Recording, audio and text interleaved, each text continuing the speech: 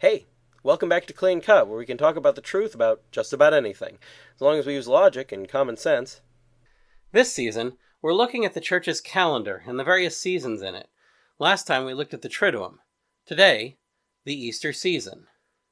The Easter season, of course, begins where the last season left off, in the afternoon or evening on Holy Saturday, at the start of the first Easter Mass. Again, the priest will wear white, gold, or silver during Easter Masses, as he did on Christmas, as part of the celebration of the resurrection of Jesus, which is what Easter is all about. Easter Sunday is the first full day of the Easter season, which, like Christmas, is celebrated for longer than just a single day or even a week. In fact, the whole period of time from Easter Sunday to the end of the following Sunday, traditionally called Low Sunday, but now called Divine Mercy Sunday, is part of the octave of Easter.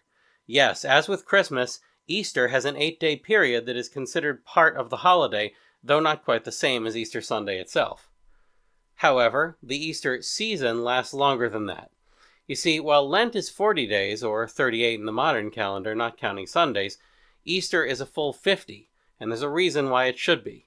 Lent commemorates Jesus' time of fasting in the desert, and that in turn represents our own time of suffering and deprivation within this life. By contrast, Easter commemorates the resurrection of Jesus, which points to the resurrection of the saints and eternal life. Eternal life is bigger, better, and considerably longer than life here on earth is. So we represent that goal of being raised to life with Jesus with a season that's longer than the season of sacrifice and suffering.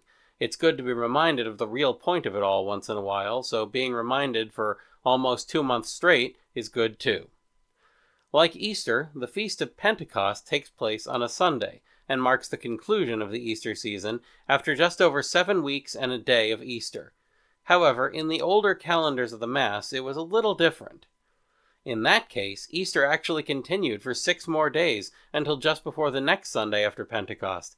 This is because, like Christmas and Easter, Pentecost also had an octave, which was considered part of the Easter season, making the traditional Easter season 56 days long instead of just 50. Now, I said I'd get a little more into the date of Easter in an earlier episode, so here we are. Probably the most obscure and antiquated aspect of figuring out the date of Easter is the concept of the March equinox, also called the spring equinox. This is a crucial reference point for figuring out the correct date, so not understanding it or knowing what it is will prevent you from being able to do this calculation correctly on your own. The equinox is something that happens twice a year, when the equator is facing the sun, so that day and night are about the same length almost everywhere. This happens once on March 21st, the spring equinox, and again on September 23rd. So March 21st will be our start date for calculating the date of Easter. Next, you need to get some information about the moon phases. In this case, find out when the last full moon was. In 2023, the first full moon was on January 6th, so that's another starting point. Now for some math. After a full moon, it takes just over 29.5 days for it to be full again. The precise amount is 29.53. So for 2023, you'd keep adding that number of days to January 6th until you ended up on or past March 21st, and that's the next date you need. Adding 29.56 days to January 6th takes you to the next full moon on February 5th, then to March 7th, then April 6th, which is the date you want since it's the first one after March 21st.